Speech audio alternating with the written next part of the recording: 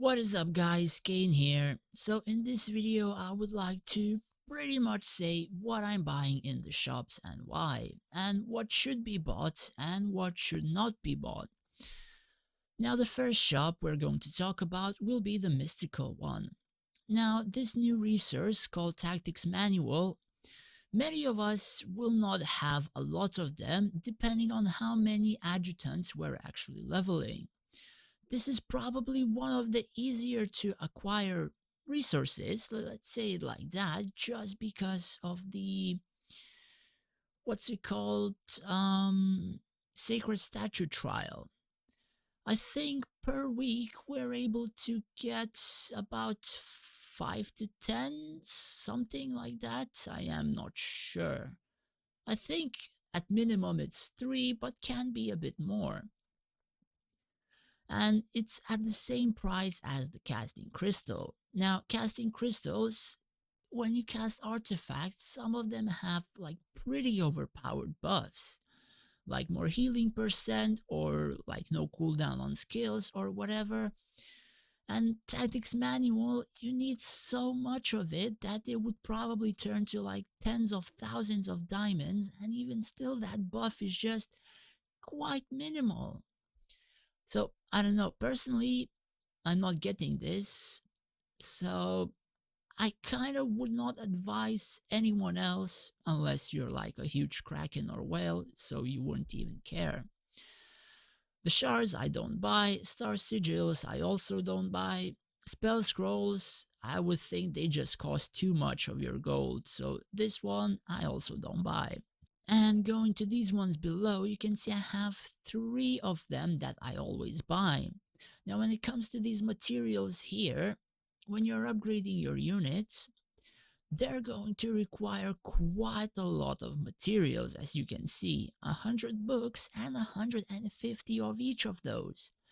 So when it comes to books now, you're able to farm about 25 per day, and I think the next stage opens with 25 more at 106, which means there is only one place to farm orange plus 4 books, but will be 2 places to farm orange plus 5, which means you're going to upgrade red gears faster than you are going to upgrade this gear to orange plus 5.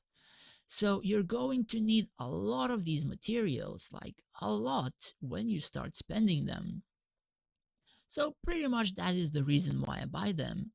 Silver keys, when you're pulling from the silver altar, pretty much this one at 105, you will be getting orange plus 5 materials, which means orange plus 5 is at the moment the highest, let's say, cap of materials to the next level that we can get from like keys or chests or other boxes or stuff like that. So if you're buying keys, make sure you're saving them to level 105.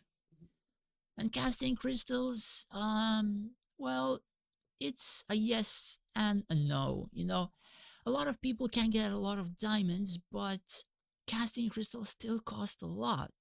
Depending what kind of stage you are with the artifacts or how fast you need the artifact level, I think you can just wait out and get them per week or per 2 weeks or something like that. Again, it depends what time in the server you are and how many of them you need and for what purpose. So for example, if you have some premium artifacts plus 1, you sure as hell need to buy them to make it plus 2 or plus 3 or 4 or 5 or whatever, since the premium artifacts have very strong buffs. But quite a few orange artifacts, they give such minimal buffs, or like even blue ones, that I am not sure if it's even worth to upgrade. Like, I have this at plus 5, these at plus 14, have like, these ones are actually decent on Dragon Invasion, so if you upgrade them, that would be like the only reason. Like this one, I will know I will drop out anyway, so it's not really that worth. This one, I just need to upgrade this to orange plus 8. As you can see, I've already have everything. And these ones, you just upgrade whenever you have the chance. This one I also would not advise unless you're playing something like Conflux. So this shop aside, moving to Arena. Most of this depends on what you need as well. Some people buy these books, but at the moment, since they released an underground stage with it, I would not advise to buy this. Instead, I would advise to buy these awaken shards for you to start setting up your units to have like more awaken stars to have more collection value in the museum. More collection value, higher collection level, and all that kind of stuff, and it buffs your field with a variety of buffs. Which means you do not buy anything here up top, you scroll down and you focus on these awaken shards only. The campaign, now, I am not sure what to say because this shop doesn't receive quite a lot of updates or quite a lot of awaken shards. So you can go buy a lot of things. You can just, I don't know, buy a free tea until you have a decent stage. You can buy like crystals, gold, experience, like all that kind of stuff. But you should not forget that there are a few units here that you can awaken to at least 5-star awaken. After that, the choice is yours what you want to do. Personally, I am just keeping it for future ones. Artifacts. Now, when the server began, I remember I was buying these, but for the green attack one, the green attack artifact, I actually forgot the name, which would be the lucky horseshoe. So I was buying these ones for 5 orange essences since they were so hard to acquire that, these buffs at the very end, they are quite decent, but was so hard to acquire that I was just buying for 5 essence, and now I get them occasionally and I have to sell them. Personally, I think they gave me more than I actually spent for them, but at the moment, if somebody would ask me, I would say it's not worth it. But to me personally, when I was playing before, it was actually quite worth it.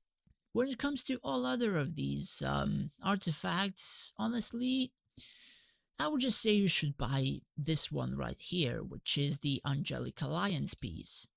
I mean, you can also buy like the Dragon Father one, you can buy the Sword of Frost one, but honestly, at the moment, Angelic Alliance is quite strong, like really, really strong. And you can even use it if it's just unlocked, meaning at +1. While the Sword of Frost pieces, you need to actually get 12 of them to make a useful artifact. Because if you make the artifact +1, it takes up an active slot and then you need to spend mana to cast it. And your heroes actually need mana to cast their ultimates, which is a pretty bad thing in a fight because whoever casts ultimate first or just after the enemy is usually like the winner of the fight in many cases. At least whenever I play like Seron or Dragon Meteor. Can be different for other compositions.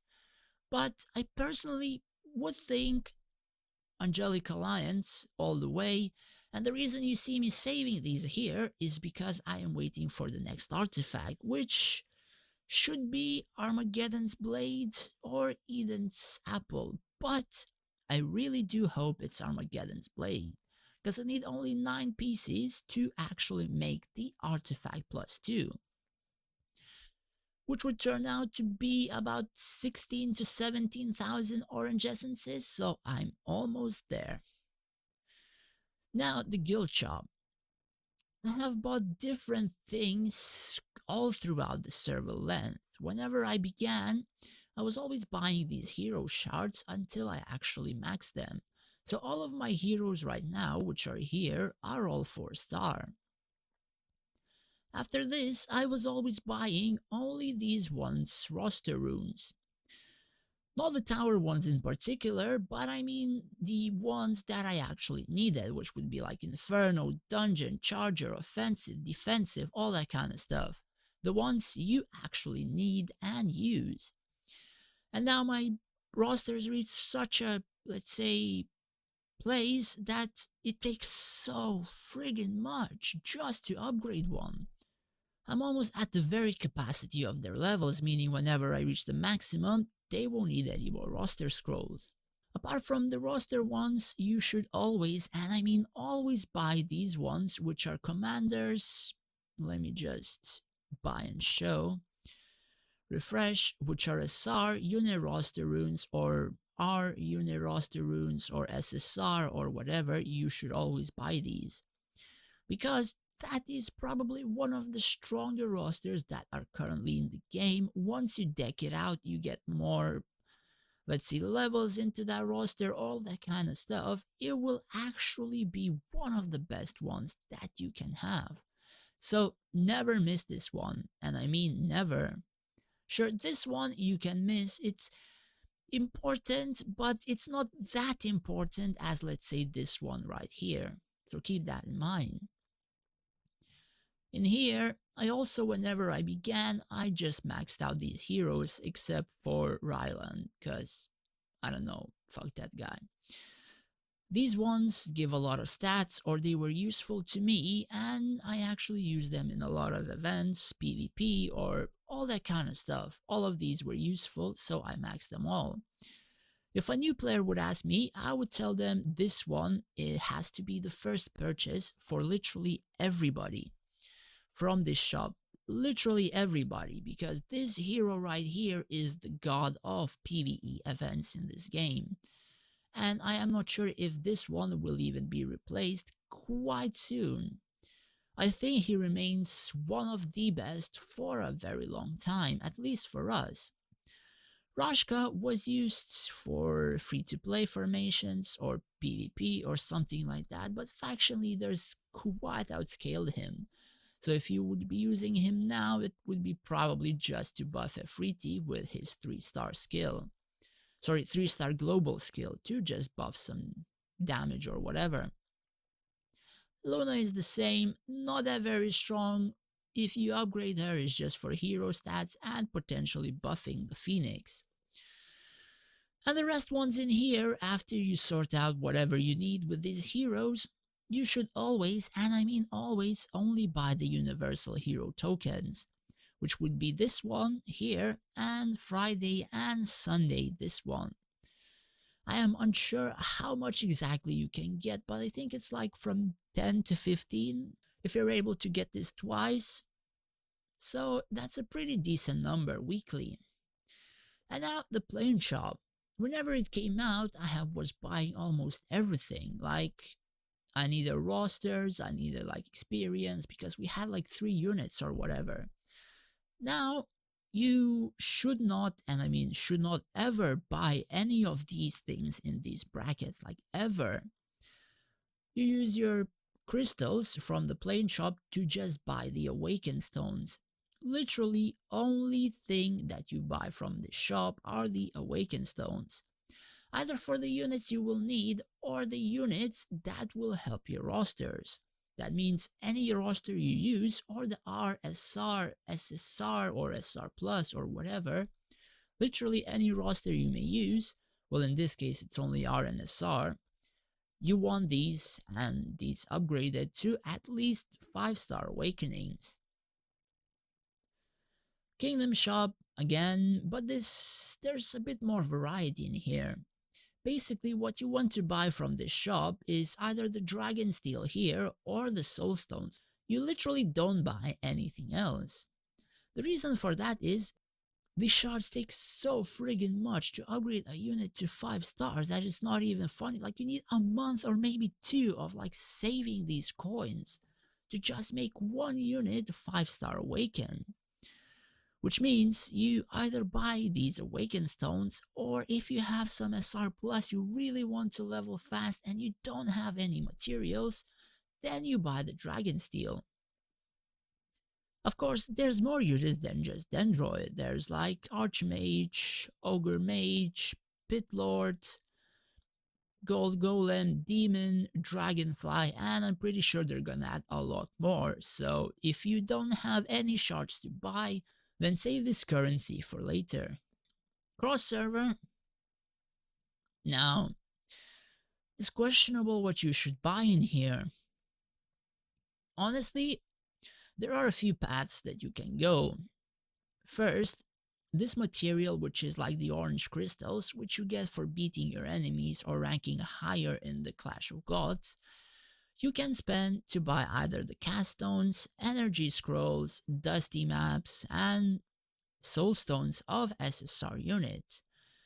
This one will also be open, but instead of 3 awakened shards, this one will provide 5 for the same cost, which means getting to top 8 has its advantages. So, if you have the ability to get to top 8 at least with I know 20% chance or whatever, you should try saving your crystals. But if you have almost no chance, I don't know if you should save them for a very long time. It really is not going to do a lot for you just sitting in here.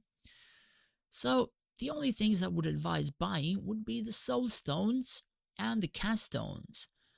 This dusty map is like I wouldn't even say 50-50. Sure, it has some decent rewards, but I think I've had like 6 or 9 dusty maps and I got one premium piece just at the ninth piece, just at the 9th treasure map.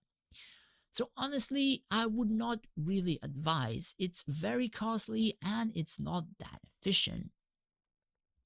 Energy scrolls, you can buy with vouchers, I would think. I would not suggest spending 3 crystals which can be spent on SSR Awaken shards. It's really not that worth.